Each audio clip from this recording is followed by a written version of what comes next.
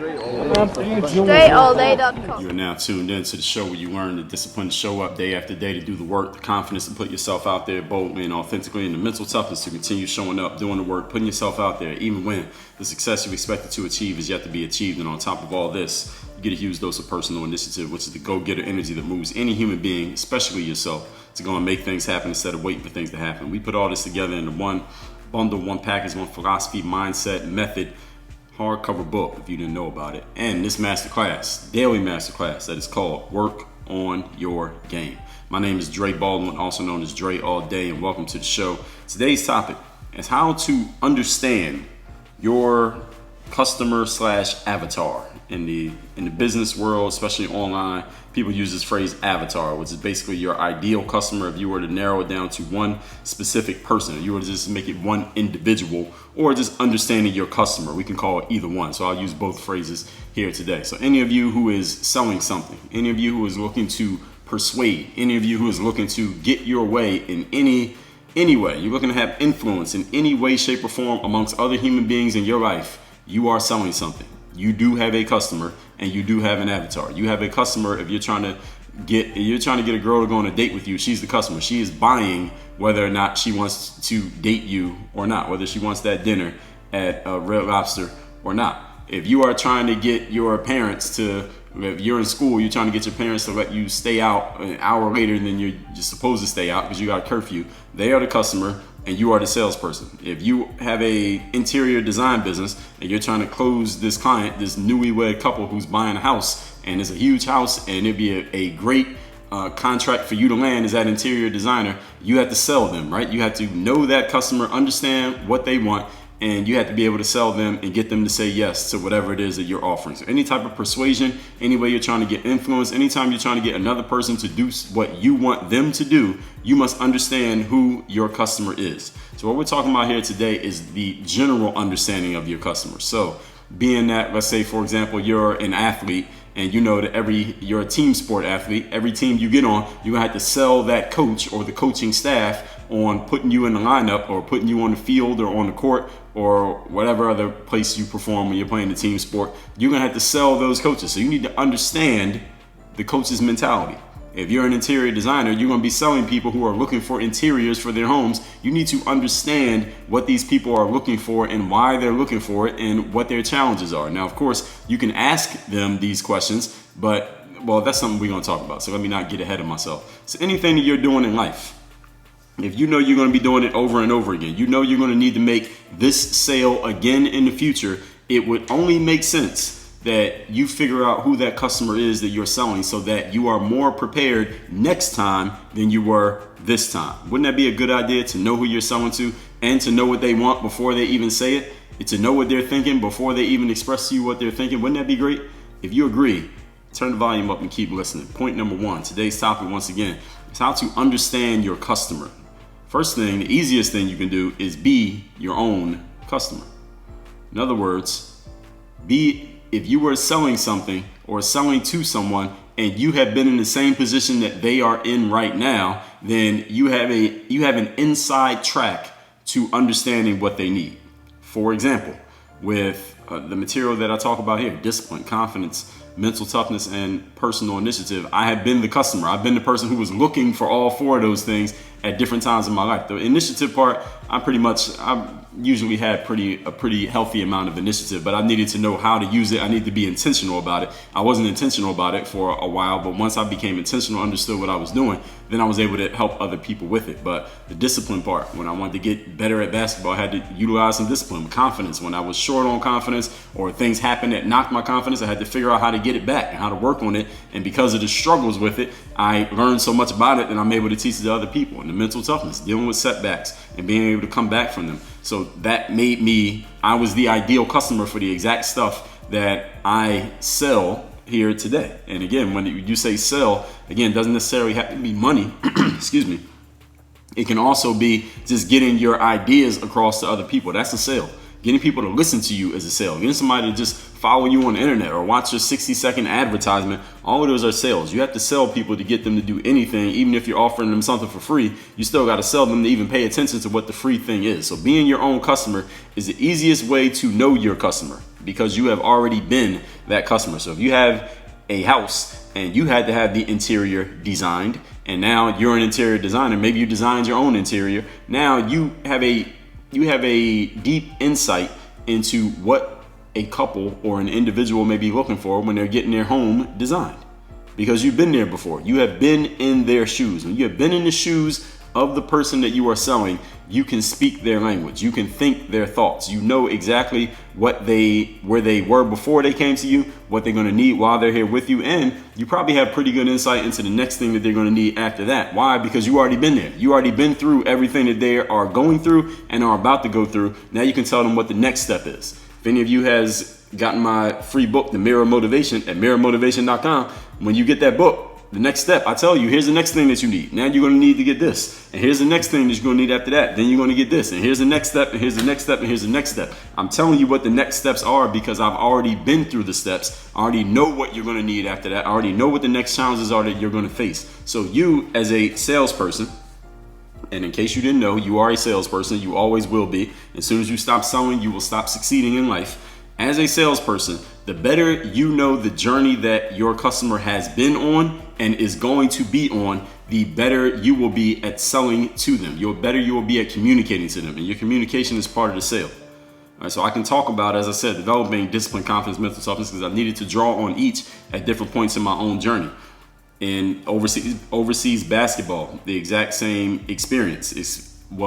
Speaking specifically to players who come from a certain background. Now, if a player went to Duke University or North Carolina and they were a can't miss prospect, and as soon as they got out of school, they either could go to take an NBA offer or they had 20 different offers overseas, they had to pick from one. I can't speak to that experience because that's not the experience that I had.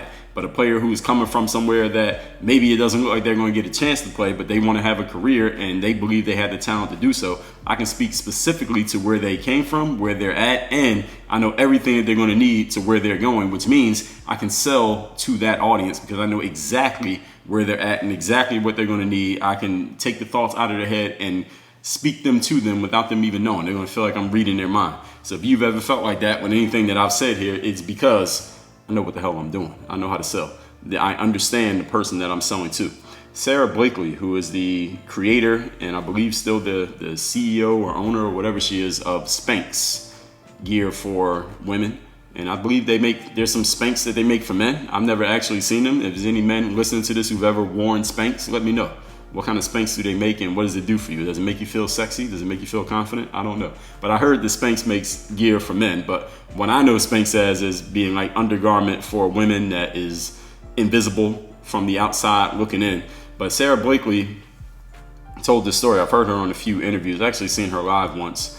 And one of the things that she said was, I created Spanx because I needed Spanx myself. I was finding myself putting on like some form-fitting clothing, but I didn't like how certain areas were kind of hanging out in ways that they shouldn't have been hanging out. So I went and took some pantyhose and cut the feet off, and she did something, I think that's what she said. She cut the feet off of some pantyhose and she put them on under her dress or under her pants, and she liked the way that her body looked. And she said, I can make a product out of this. Eventually it came to that, I can make a product out of this. I don't think it was a light bulb moment that quickly, but she made a product out of it, and eventually, since she was her own customer initially, she knew exactly when she met with another woman and she was trying to sell them on the concept of Spanx, such as when she was trying to get her products carried in department stores. She told this story on someone's podcast. She was trying to get her product carried in some department store. Let's say it was Macy's. And she's talking to the woman who is the buyer for Macy's. And the buyer means the person who decides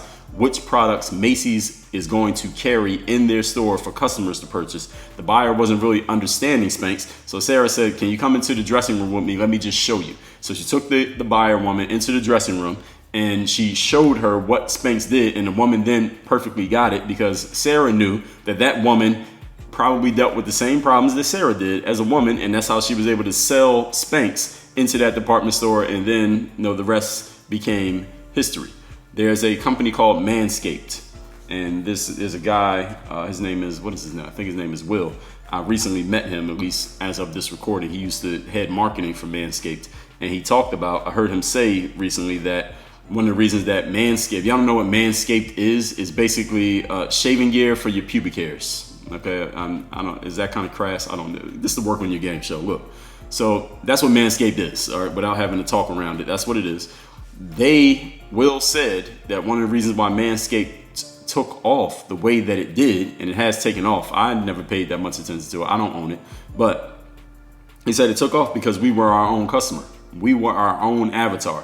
We created this product because we were having this problem of how we're going to, how we're going to manage that pubic region and all the hair that's growing in that area. We want to trim it up. We want to make it look nice, this, that, and the third. So they created the Manscaped product to solve their own problem. So they knew once they started marketing their product and talking to men who they knew needed it, they knew exactly how to talk to those men because they just talked to them the way they would talk to themselves. Like, yo, what? You're having the same problem, right? And this is happening, and this is happening. You tried this, and you tried that, and this happened, and you might have cut yourself using a razor. I'm sorry, but y'all understand the whole point. Manscaped became Manscaped because those guys really, really knew their customer. Sarah Blakely really knew her customer. Work on Your Game, I really know my customer. Adele, the singer, she told this story of how when she made the song Rolling in the Deep, which is the first song that I knew her for, and that song probably blew her up, probably one of the biggest songs that she's ever made, was that she was trying to create music in the studio and she wasn't really getting anywhere. She wasn't really having the right energy with her music and she just didn't feel into it. So she shut down the studio and told her production team, like, I'm not singing it. I gotta be in the right energy. Her energy wasn't right. So she was just out living life normally. And then the person that she was dating at the time broke up with her and it broke her heart. And she was just so emotionally broken. Then she went in the studio. She had the proper emotion, and that's when she created the song Rolling in the Deep, which became this huge hit. And that's, again, the first time that I heard of her was through that song right there. And I don't even listen to Adele's type of music, but I know who Adele is because of that. And all you know who she is. Even if you don't know who she is, go look up that song called Rolling in the Deep, and you will know the song because I guarantee that you've heard it.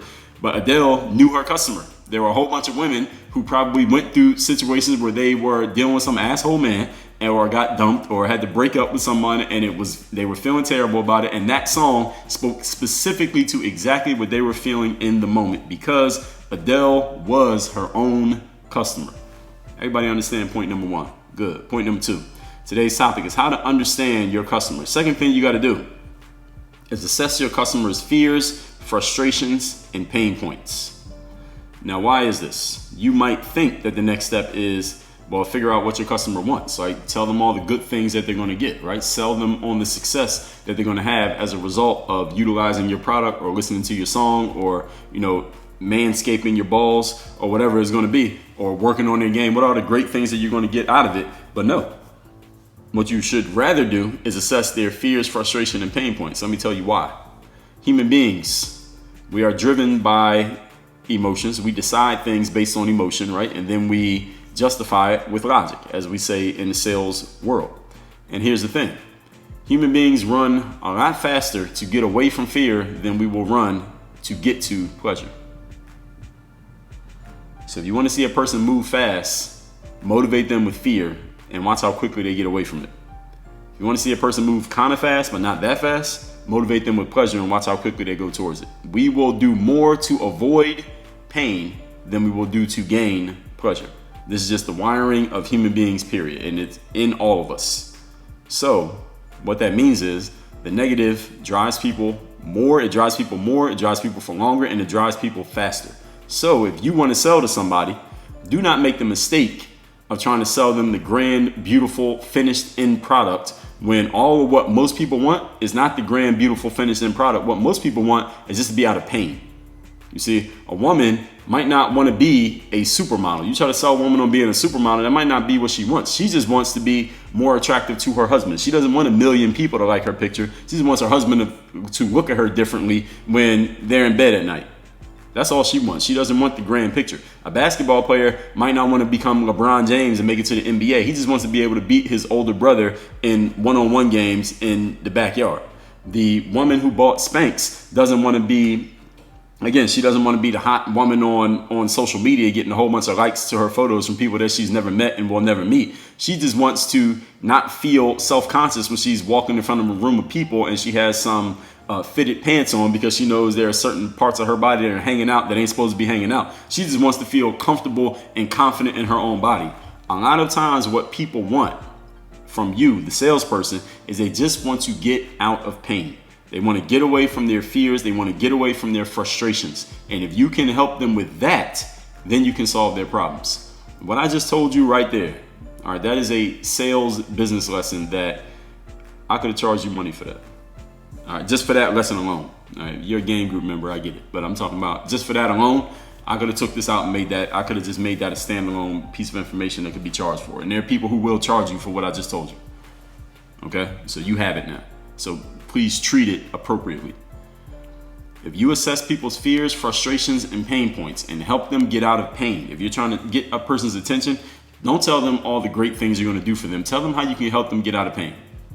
Tell them how when they feel like not showing up all the time, you can help them to have the energy to show up and just do their job. I'm not telling you how you're going to become this perfect discipline, everything's going to go right, you do everything the same way every single day. I don't tell you that. I just tell you how you can just show up every day, do your job even when you don't feel like it. All right, I'm just getting you out of pain.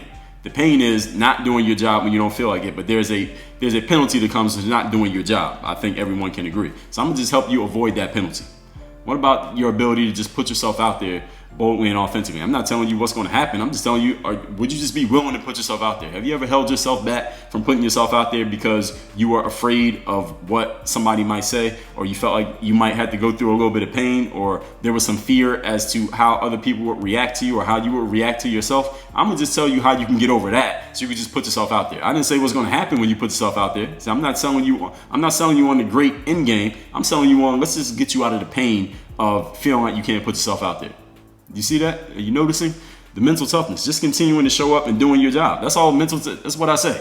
Opening the show every single day. I say the mental toughness to continue showing up and doing your job, putting yourself out there, even when things are not working anymore. Because when things are not working for us, and we all go through this, when things are not working, we don't feel like doing the work anymore. We don't feel like showing up anymore. Why would I be disciplined and keep doing the job and keep putting myself out there if it's clearly not working?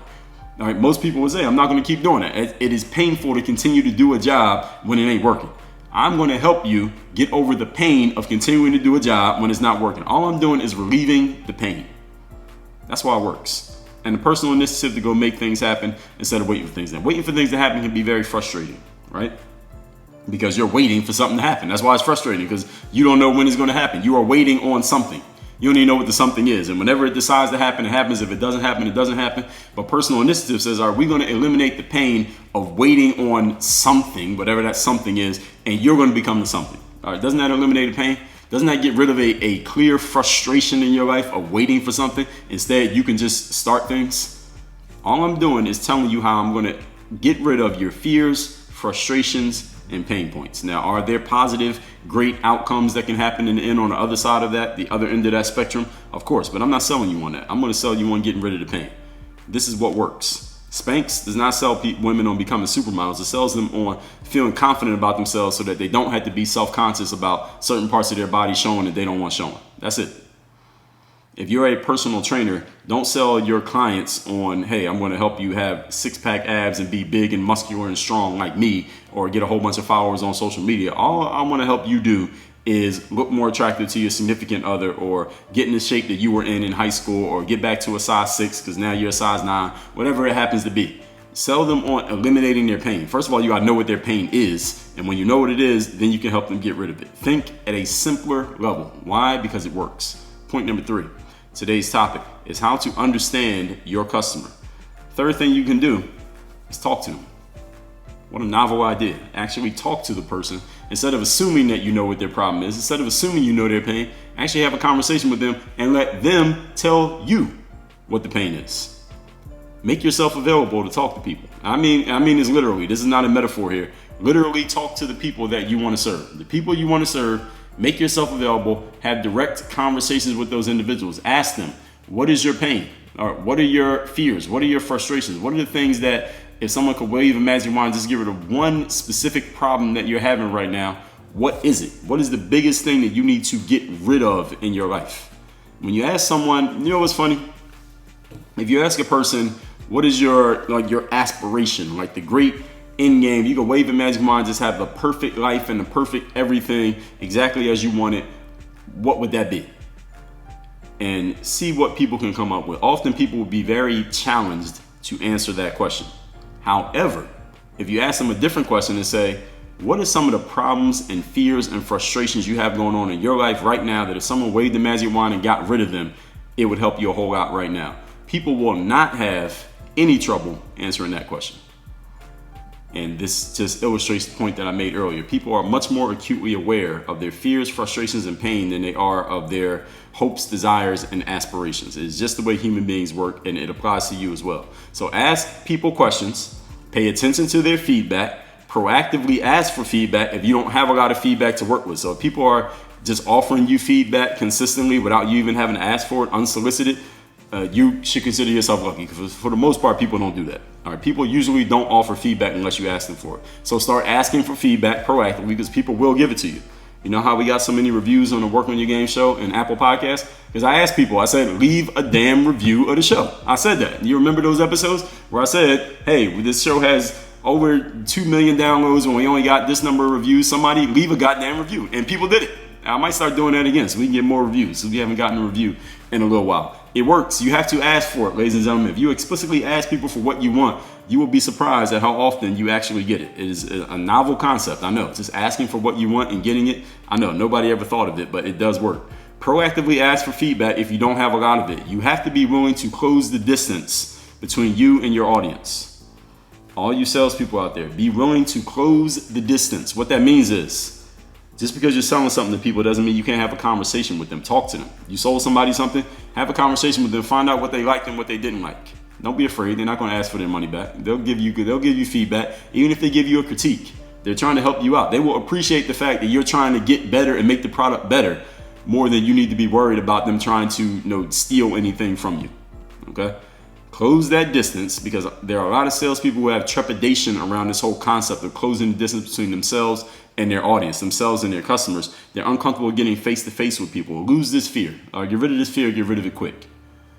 Social media is a great place to start with this. You can just get comfortable sharing a little bit more of yourself, being willing to engage with your audience, because the people in your audience on social media, not all of them are going to be buyers. A good percentage of them are never going to buy anything from you. They're freeloaders, but some of them are going to be buyers. All right? Some of your customers are also your followers on social media. Again, they don't always, those groups don't always correlate. They don't always cross over, but over time, if you're consistent in the game, you will see that they start to correlate more and more over time. Now, if you're brand new, now you might have two completely different groups. You got the people who follow you and the people who buy. But the longer you're in the game, and I've been in the game for a while, you start to notice that more and more of your people who actually buy things from you are also following you. But you have to establish that trust. And you have to show that you're willing to break down the distance. You got to close that distance and be willing to engage with people.